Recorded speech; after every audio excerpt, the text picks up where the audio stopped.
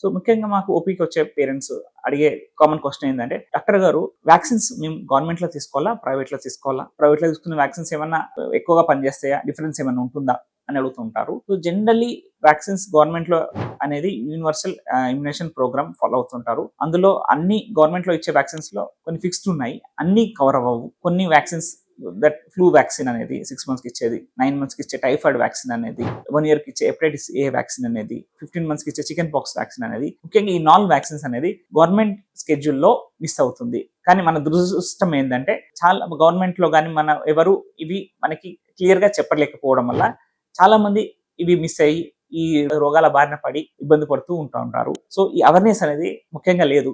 కానీ government vaccine అయినా private vaccine అయినా ఎఫికసీ ప్రకారంగా రెండు ఆల్మోస్ట్ సేమే ఉంటాయి. ముఖ్యంగా ఫస్ట్ బర్త్ అప్పుడు ఇచ్చేది, 6 weeks కి వచ్చేది, 10 weeks కి ఇచ్చే వ్యాక్సిన్ అండ్ 14 weeks కి ఇచ్చే వ్యాక్సిన్ ఆల్మోస్ట్ సేమ్ వ్యాక్సిన్స్ ఇస్తారు గవర్నమెంట్ లో కానీ ప్రైవేట్ లో కానీ. కానీ ప్రైవేట్ లో ఇచ్చే దాంట్లో హోల్సేల్ అది ఎక్సాక్సిమ్ అనే వ్యాక్సిన్ లో అంటే ఏసెల్లర్ ప్రాక్టీసెస్ ఉంటుంది, కొన్ని పెయిన్లెస్ వ్యాక్సిన్. కానీ గవర్నమెంట్ లో ఇచ్చేది పెయిన్ఫుల్ అంటారు, అది హోల్సేల్ వ్యాక్సిన్. దాంతో ఫీవర్ రావడం, కొంచెం వాపు రావడం అలాంటివి ఉంటాయి. కాబట్టి కానీ ఎఫికసీ అంటే పనిచేసే తత్వం కానీ దాని వ్యాక్సిన్ తో ప్రొటెక్ట్ చేసే దాని స్ట్రెంత్ కానీ గవర్నమెంట్ వ్యాక్సిన్ అయినా ప్రైవేట్ వ్యాక్సిన్ అయినా ఫస్ట్ 3 నెలలు ఇచ్చే వ్యాక్సిన్స్ ఆల్మోస్ట్ సిమిలర్ గానే ఉంటాయి. దాని తర్వాత ఇచ్చే వ్యాక్సిన్ స్కెడ్యూల్లో కొన్ని అడిషనల్ వ్యాక్సిన్స్ మన గవర్నమెంట్ స్కెడ్యూల్లో లేవు.